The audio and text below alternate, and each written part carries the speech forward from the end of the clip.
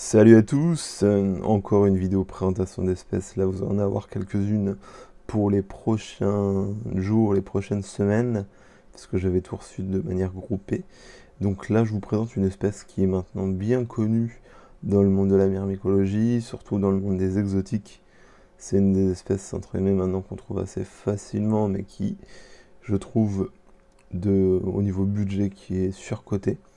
Donc là, j'ai eu l'occasion d'avoir une belle offre, donc je me suis laissé tenter. J'en avais déjà élevé, et puis je m'en étais lassé, mais je les avais pas gardés forcément longtemps, parce que la première fondation que j'ai eue de cette espèce-là, c'était il y a 3 ans, et je les avais gardés jusqu'à une cinquantaine d'ouvrières, puis je les avais cédés.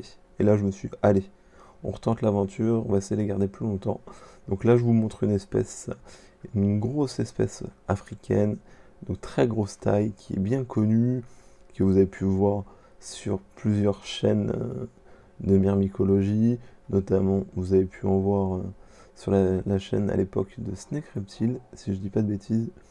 Il s'agit des Camponotus fela, qui est une grosse Camponotus africaine, très noire, et qu'on trouve effectivement en Afrique également.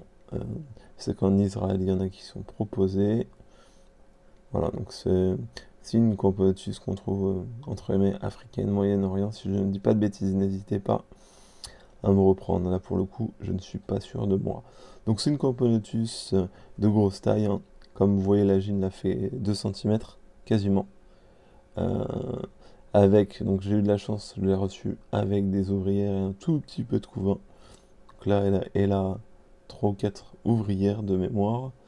C'est une espèce assez rapide, assez nerveuse, très proche de Maculatus, hein, au niveau taille. Apparemment, le développement est aussi rapide, mais dans mes souvenirs, je pensais que Fela était un peu plus lente. On verra bien avec le temps et l'élevage. Voilà ce que je peux vous dire sur cette espèce. Donc, vous voyez un peu les couleurs, donc très noires, brillantes, avec du brun sur les côtés. Je sais pas si vous allez bien voir dans le nid.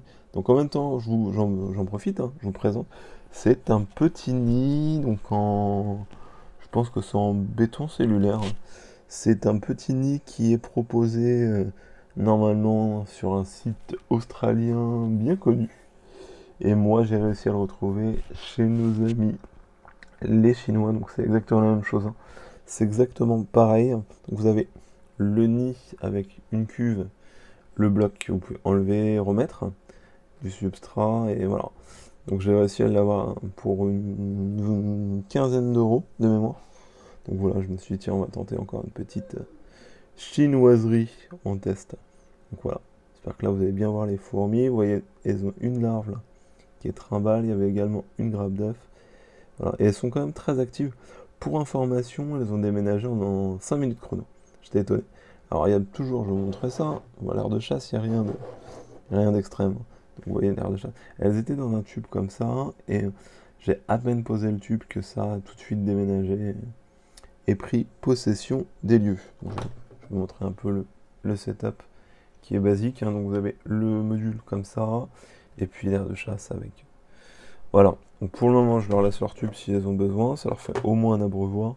Voilà. Donc là, nourriture, liquide sucré, insectes.